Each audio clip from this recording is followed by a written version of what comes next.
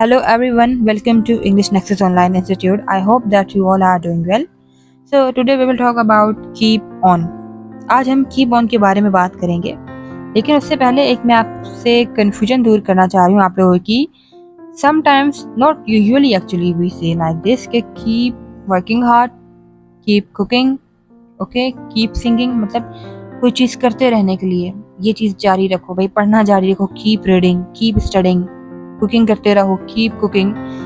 लेकिन आपको पता होना चाहिए कि आप फॉर्मल और इनफॉर्मल वे में कैसे बात करेंगे. अब आप अगर टीचर से बात कर रहे हैं, आप टीचर को ऐसा कह सकते हैं कि आप सख्त मेहनत करते रहें, आप पढ़ाते रहें, कीप टीचिंग. नहीं, you must know that how you can say these types of sentences in English but in a formal way. But how? कैसे बात की जाए? keep on के जरिए से आप बात करेंगे. ठीक है, कोई चीज कंटिन्यू रखने के लिए तो आप कीप का यूज करते हैं, उसी वे में ही हमने ये चीज यूज करनी है, लेकिन ऑन लगा देना है साथ में. ये हमारे लिए फॉर्मल यूज होगा. मीनिंग क्या है? To continue doing something. It means कि कोई चीज कंटिन्यू रखना. ठीक है, अगर आप सख्त मेहनत कर रहे हैं तो keep on working hard. As you can see कितना फॉर्मल और कितना पोलाइट और कितना अच्छा लगा. Keep on working hard. Structure क्या है? Subject plus keep on plus verb plus ING. जब भी कीप और कीप ऑन की बात करेंगे आपने वर्ब के साथ आईएनजी लगाना है. Let's move toward the examples. First we have I keep on studying every day. मतलब मैं अपनी स्टडी को डेली कंटिन्यू करती हूँ.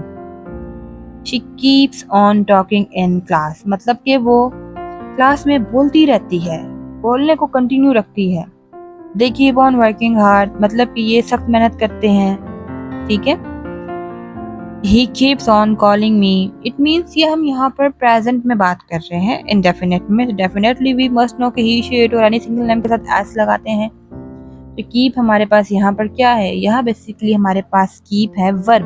एज ए वर्ब हम यूज कर रहे हैं. That's why he, she, it और any single name के साथ हम s लगा रहे हैं. Keep on studying every day. ठीक है, हम कहते हैं ना कि keep on writing, keep writing, लिखते रहो.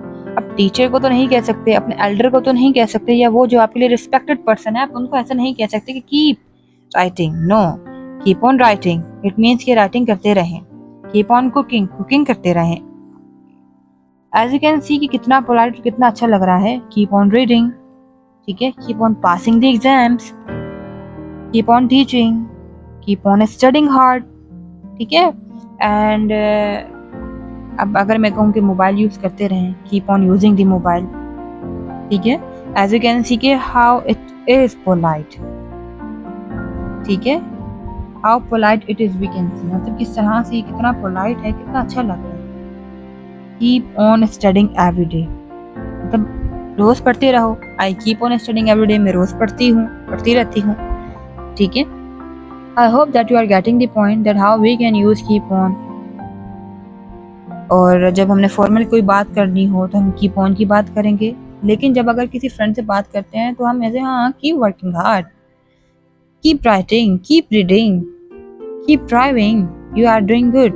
मतलब आप कार चलाते रहें, आप कोई बस चलाते रहें, whatever you are doing right now, अच्छा है, ठीक है, कंटिन्यू रखें. हम कहते हैं ना कि मैंने तो ये जॉब कंटिन्यू रखी. हम कहते हैं ना okay, keep on going, keep going. लेकिन नहीं, हम कहेंगे keep on going.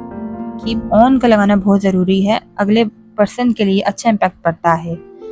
This shows formality.